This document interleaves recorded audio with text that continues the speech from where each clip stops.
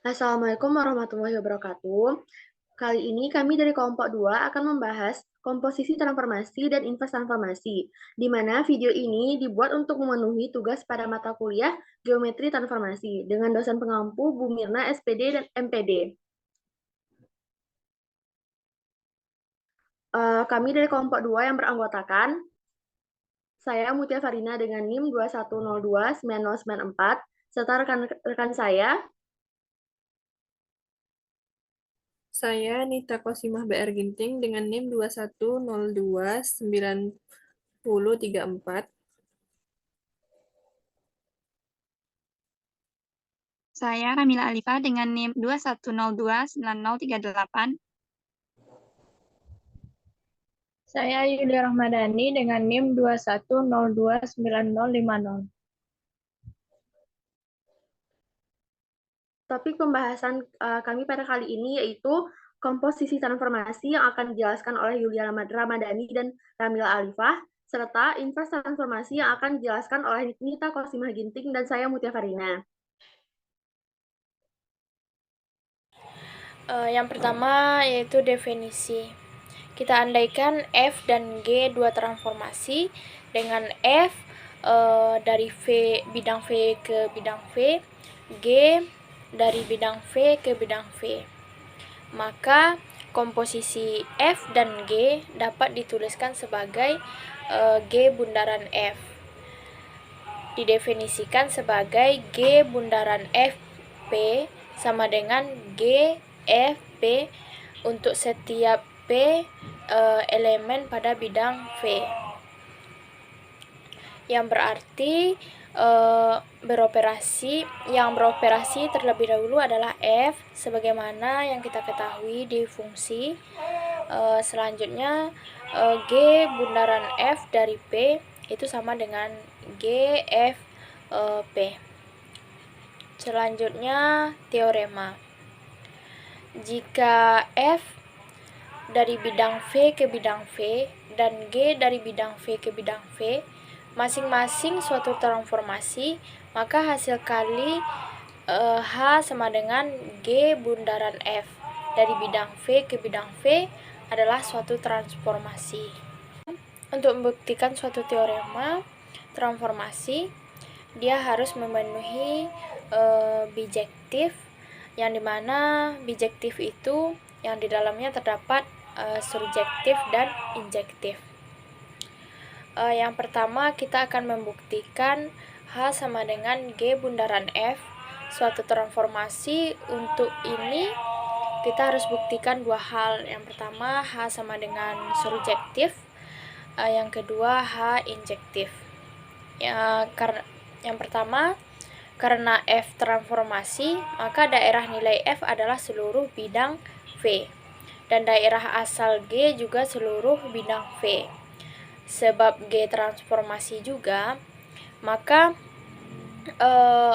F itu yang ditransformasikan terlebih dahulu dari daerah hasil atau rank pada bidang V adalah seluruh bidang V. Karena dia transformasi, maka dia bijektif.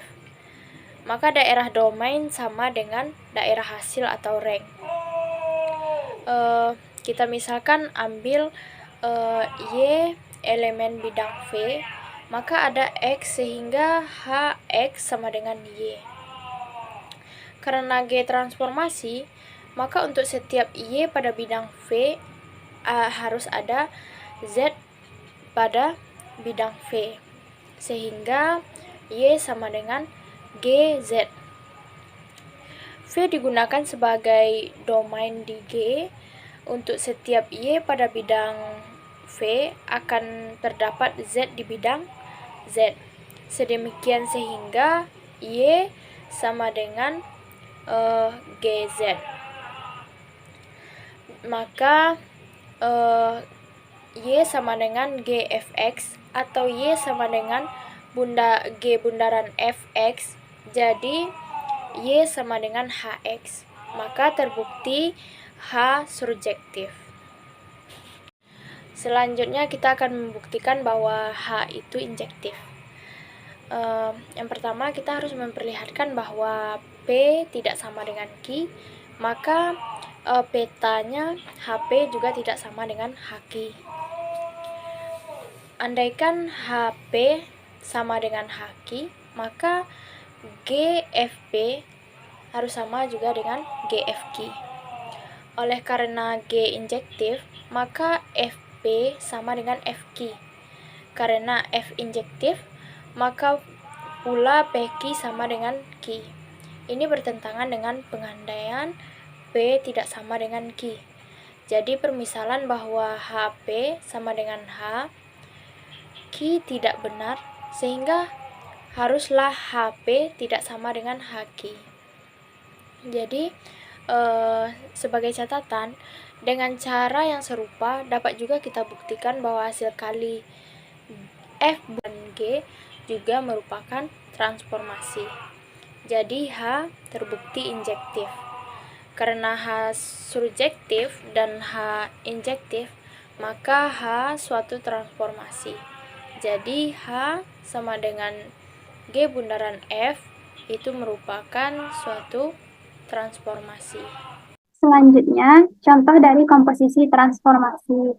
Berdasarkan gambar di samping, andaikan G sebuah garis dan T sebuah transformasi dari T ke T yang didefinisikan sebagai berikut.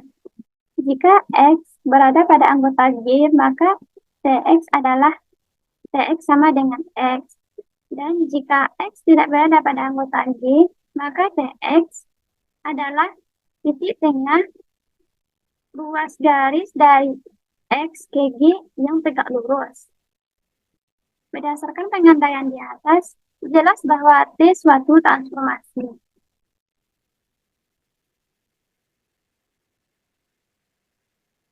Berdasarkan pengandaian di atas, kita sudah memperoleh hasil kali transformasi satu yaitu T.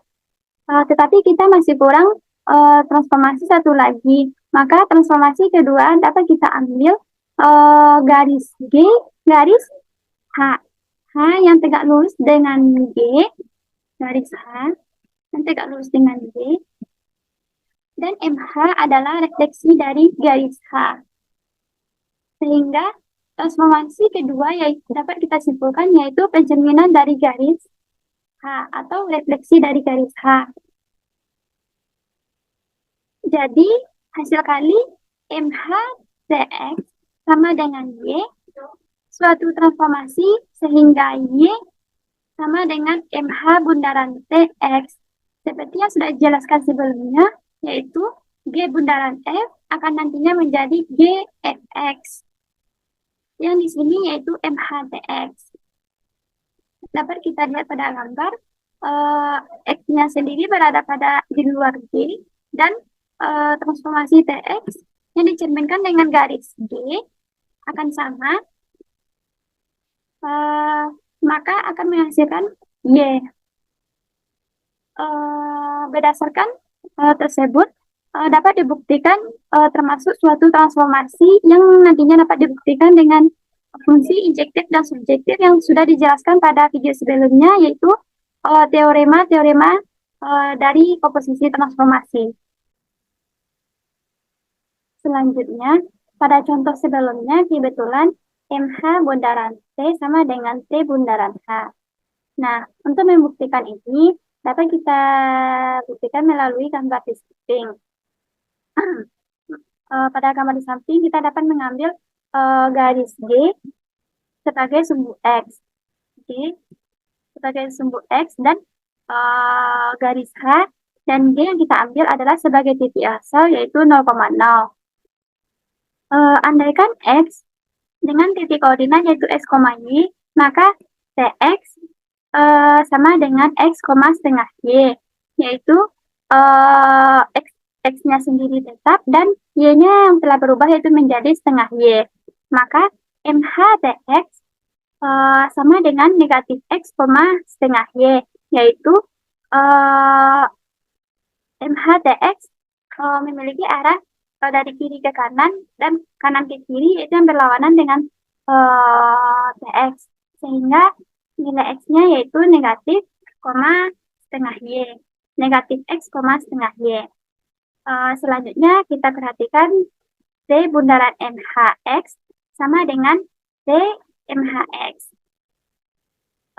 Kalau X sama dengan X, Y, maka MHX sama dengan negatif X, Y, karena dia berlawanan dari X. Dan TMHX sama dengan negatif X, setengah Y. Jadi MHTX dapat kita simpulkan sama dengan TMHX, maka MH bundaran TX sama dengan T bundaran MHX. Yang berlaku semua X anggota P, jadi MH bundaran T sama dengan T bundaran MH. Tetapi sifat komutatif tersebut tidak selalu berlaku pada semua contoh soal.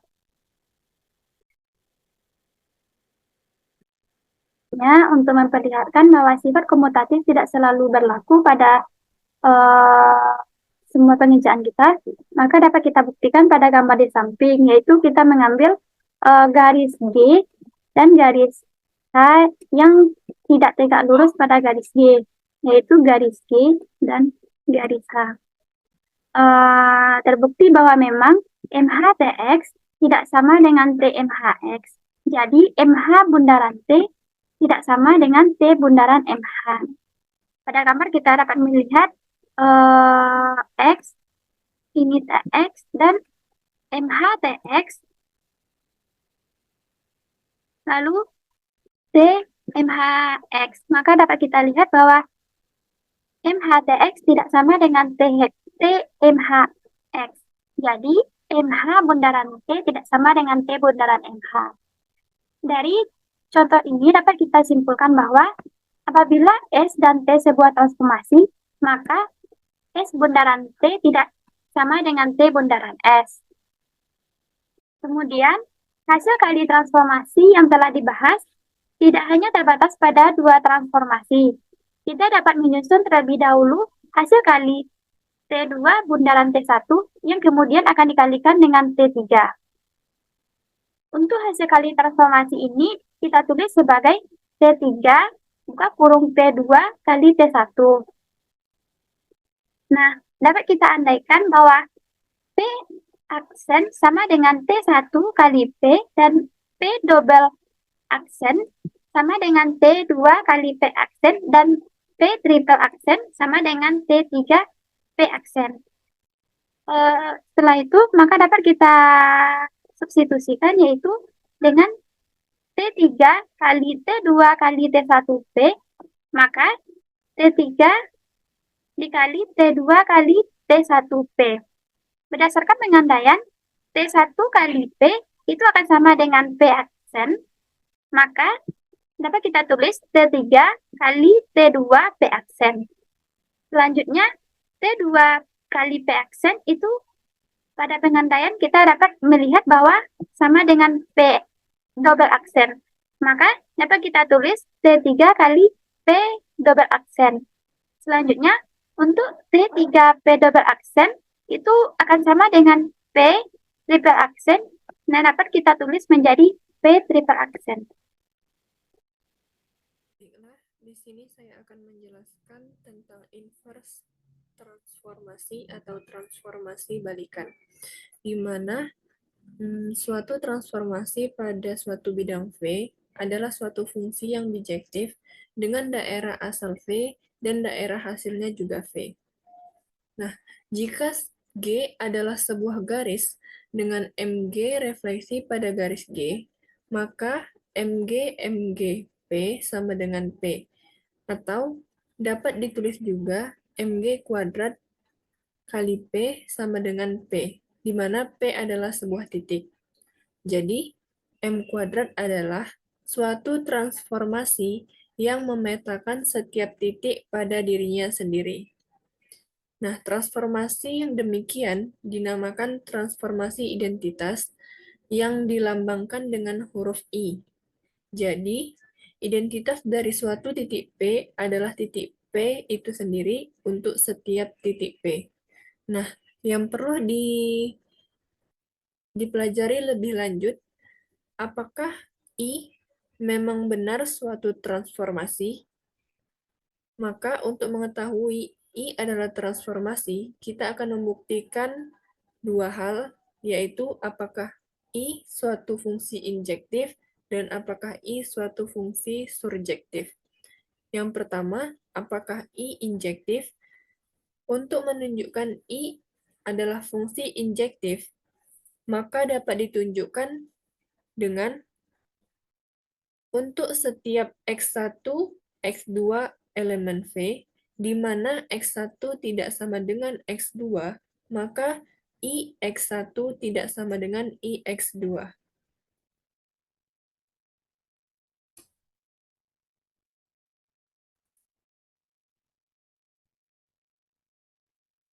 Nah, kita ambil X1, X2 adalah elemen V, dengan X1 tidak sama dengan X2. Menurut definisi identitas, X1 elemen V, maka I X1 sama dengan X1. Dan X2 elemen V, maka I X2 sama dengan X2. Karena X1 tidak sama dengan X2, maka I X1 tidak sama dengan I X2. Jadi, I adalah sebuah fungsi injektif. Yang kedua yaitu, apakah I surjektif?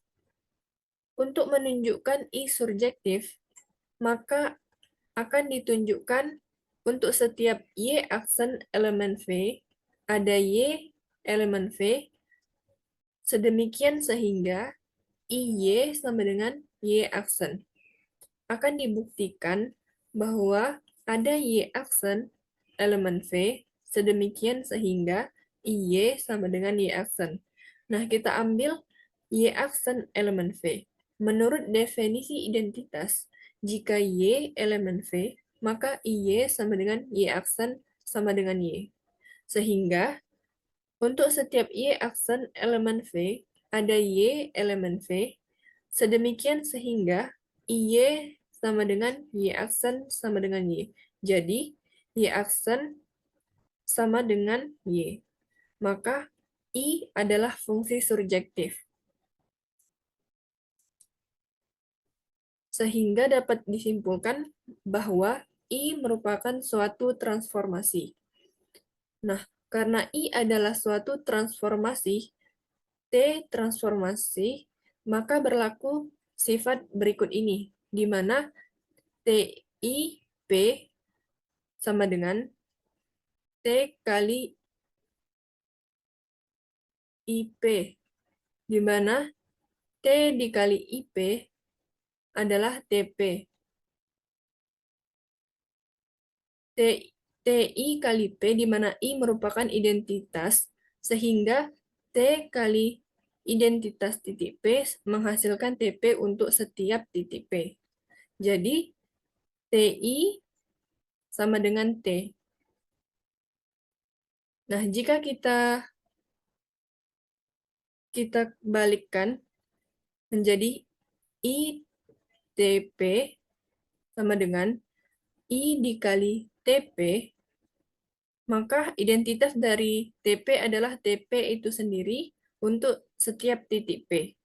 Jadi, I kali T sama dengan T. Sehingga T kali I sama dengan I kali T sama dengan T.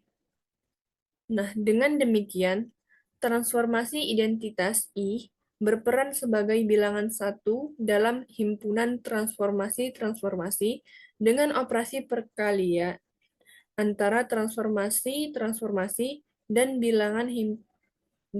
dalam himpunan bilangan-bilangan real dengan operasi perkalian pada setiap X tidak sama dengan 0, ada inverse X inverse, sehingga X kali X inverse sama dengan X inverse X sama dengan 1.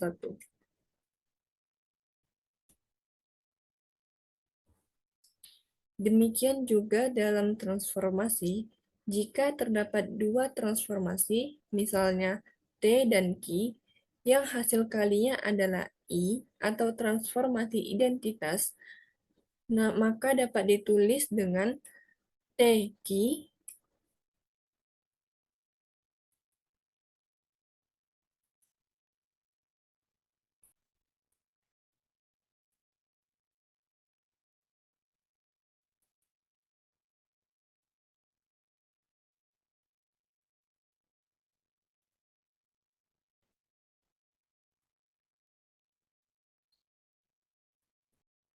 Demikian juga dalam transformasi, jika terdapat dua buah transformasi, misalnya T dan Ki, yang hasil kalinya adalah I atau sebuah transformasi identitas, maka dapat ditulis dengan T dikali Ki sama dengan Ki dikali T sama dengan I.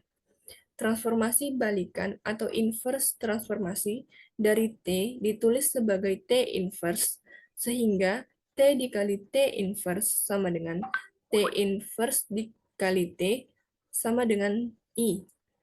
Teorema yang berkaitan dengan transformasi balikan atau inverse transformasi, yang pertama ada teorema 6.1, di mana setiap transformasi T memiliki inverse. Maka buktinya, jika dimiliki T sebuah transformasi, akan dibuktikan T memiliki inverse atau balikan. Misalkan balikan atau inverse dari T adalah L, maka T dikali L sama dengan L dikali T sama dengan I. Oleh karena itu, T adalah suatu transformasi, maka T adalah fungsi surjektif. Karena bersifat surjektif, untuk setiap X elemen V, sedemikian sehingga TA sama dengan X. Maka kita akan menentukan LX sama dengan A. Di sini kita mempunyai TA sama dengan X. Karena LX sama dengan A, maka T dikali LX sama dengan X. Jadi LX adalah prapeta dari X. Diperoleh T dikali LX sama dengan X atau T dikali L dikali X sama dengan X. Karena T dikali L dikali X sama dengan X, maka menurut definisi identitas, IX sama dengan X. Sehingga T dikali L dikali X sama dengan I dikali X dikali X. Jadi, T dikali L sama dengan I. Selanjutnya, L dikali T dikali X sama dengan L dikali T dikali X. Misalkan, TX sama dengan B. Karena transformasi, maka ada X prapeta dari B dengan X sama dengan L kali B. Jadi, karena TX sama dengan B, maka L dikali T dikali X sama dengan L dikali B sama dengan X. Jadi, L dikali T kali X sama dengan X sama dengan IX untuk setiap X elemen V. Sehingga LT sama dengan I. Maka T dikali L sama dengan L dikali T sama dengan I. Sekarang akan dibuktikan bahwa L adalah suatu transformasi. Dari definisi L, jelas bahwa L adalah suatu fungsi atau padanan yang subjektif, karena domain dari L adalah range atau daerah hasil dari T itu sendiri. Selanjutnya, akan dibuktikan bahwa L injektif. Misalkan, L dikali X1, LX1 sama dengan LX2, dan TA1 sama dengan X1, TA2 sama dengan X2, maka LX1 sama dengan A1 dan LX2 sama dengan A2. Karena T merupakan transformasi, maka bersifat injektif, sehingga berlaku jika A1 sama dengan A2, maka TA1 sama dengan TA2. Sehingga diperoleh X1 sama dengan X2. Karena T adalah transformasi dan Lx1 sama dengan Lx2, maka T dikali L kali X1 sama dengan T kali L kali X2.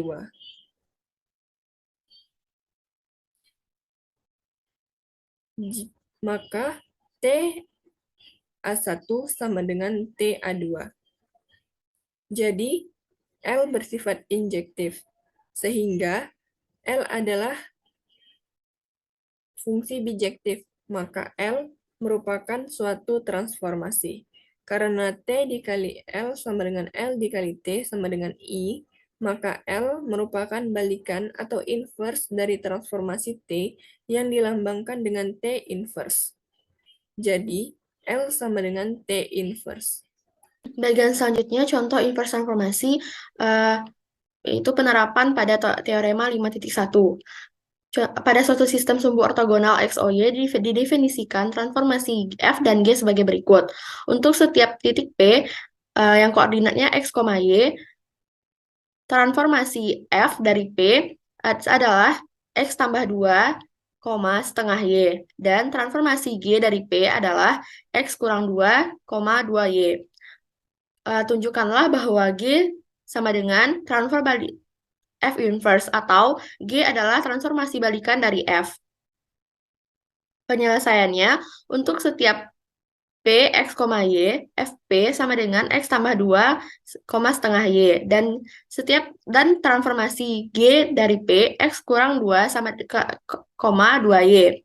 Sehingga FG dari P sama dengan transformasi F dari GP sama dengan kita akan memasukkan nilai GP terlebih dahulu, yaitu X kurang 2, 2Y. Lalu kita substitusikan nilai X, Y pada FP ke dalam fungsi GP, yaitu X tambah 2 dikurang 2, maka didapatkan hasilnya adalah X. Dan nilai Y-nya sama dengan setengah Y. 2 dikali setengah Y adalah Y. Maka didapatkan nilai X, Y untuk titik P. Dan GF dari P sama dengan transformasi G dari FP sama dengan kita akan G dikali FP. Kita masukkan nilai FP terlebih dahulu, X tambah 2, setengah Y. Lalu kita substitusikan nilai GP, yaitu X kurang 2, ke dalam fungsi X. X kurang 2 ditambah 2 adalah X. Dan nilai Y-nya adalah 2Y. Setengah dikali 2Y adalah Y. Maka didapatkan hasil titik P sama dengan X, Y. Dari pembuktian tadi, kita dapatkan bahwa FG dari P atau GF dari P sama dengan P. Sama dengan P, di mana hasilnya sama, yaitu X, Y. Jadi, dapat disimpulkan bahwa transformasi FG dari P ataupun transformasi GF dari P merupakan sebuah transformasi identitas untuk setiap nilai P. Atau FG sama dengan GF sama dengan I, yaitu transformasi identitas. Jadi F dan G inverse sama satu sama lain. Jadi dapat kita tuliskan lagi, yaitu jadi terbukti G adalah transformasi balikan dari F. Teorema 5.2, setiap transformasi memiliki hanya satu inverse. Buktinya adalah andaikan T suatu transformasi dengan dua inverse, yaitu S1 dan S2. Jadi, dapat kita tuliskan TS1 dari P sama dengan S1T dari P, sama dengan transformasi identitas dari P.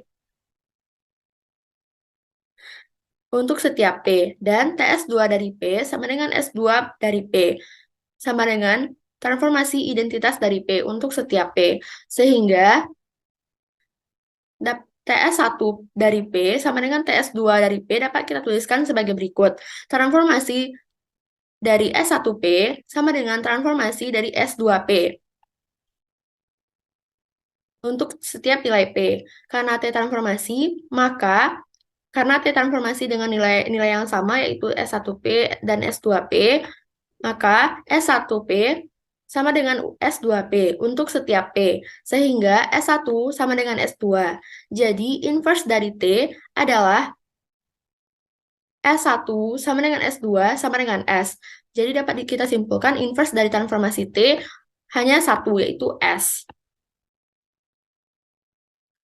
Teorema 5.3. Inverse setiap pencerminan pada garis adalah pencerminan itu sendiri. Buktinya, andaikan pencerminan pada gambar G adalah MG aksen. Andaikan MGX sama dengan Y.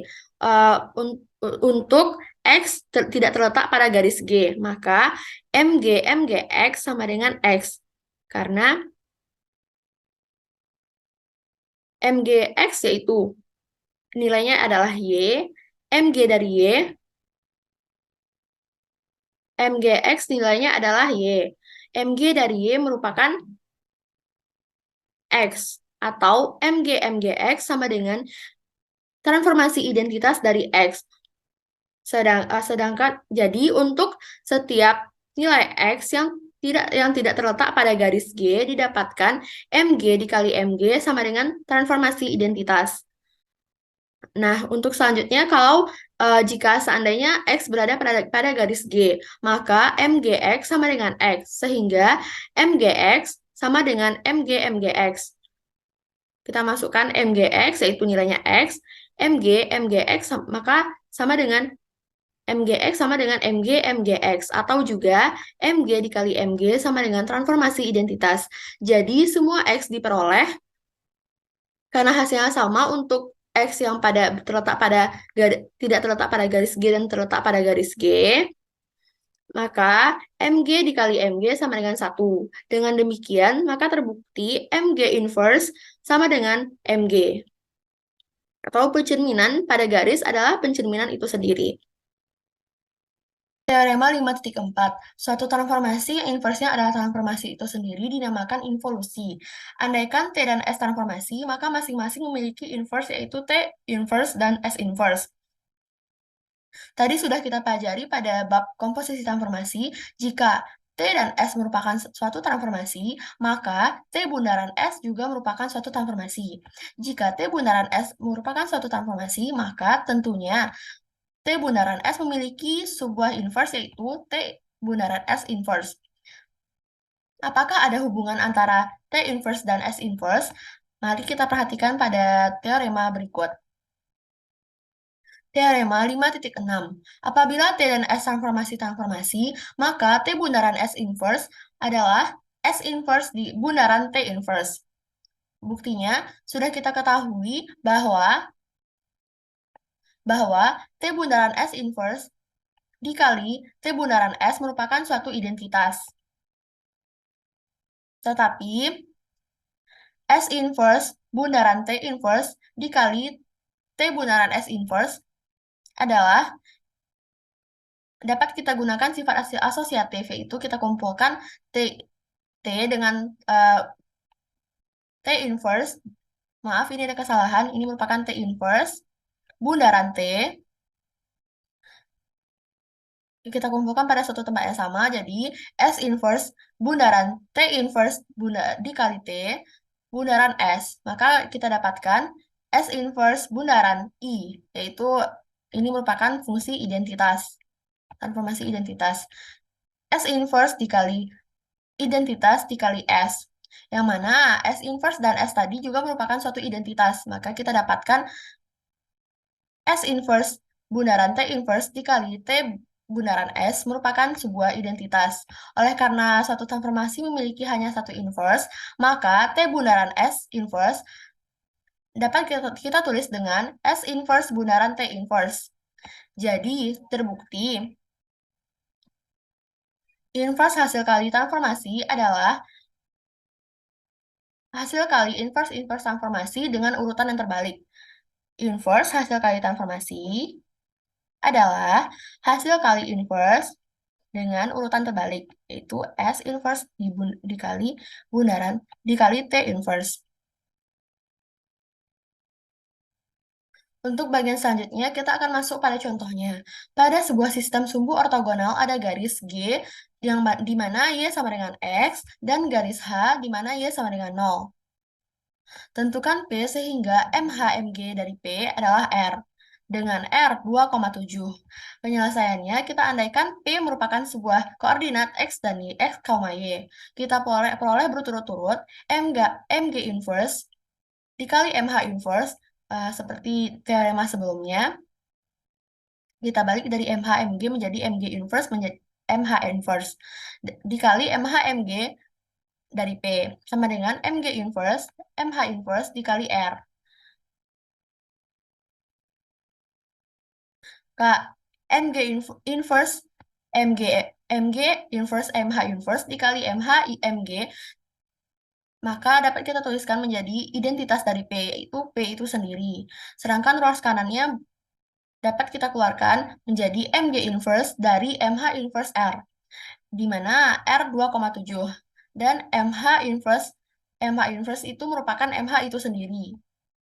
Seperti teorema yang telah kita pelajari sebelumnya. Jadi MH inverse dari R adalah MH dari R, yaitu 2,7. Kenapa bisa kita temukan 2,7? Kita lukis terlebih dahulu koordinat X, Y. Koordinat garis X dan Y. X, Y, dan X. Yang mana pada garis H, MHR, garis H, Y sama dengan 0. Maka titiknya, garisnya adalah di sini, Y sama dengan 0. Pada sumbu X. Pada sumbu X. Titik awalnya adalah 2,7 R, pada mulanya R di sini. Titik sini, R. Ada di sini titik R di sini. Lalu kita cerminkan terhadap garis X. Garis X, karena Y sama dengan 0 yang terletak pada garis X. Maka didapatkan R aksen atau MHR pada ruas di sebelah sini. Didapatkan 2,-7. Jadi MHR merupakan 2,-7. Sehingga MG inverse dikali MH inverse R sama dengan MG inverse 2,-7. MG inverse 2,-7 itu dapat kita cari dengan MG.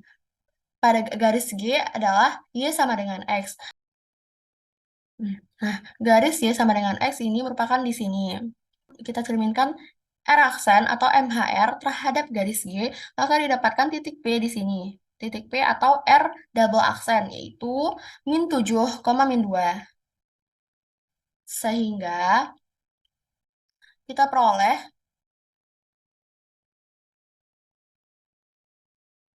P itu adalah -7,-2. Sekianlah penjelasan dari kelompok kedua. Terima kasih atas segala perhatian dan mohon maaf atas segala kesalahan. Wassalamualaikum warahmatullahi wabarakatuh.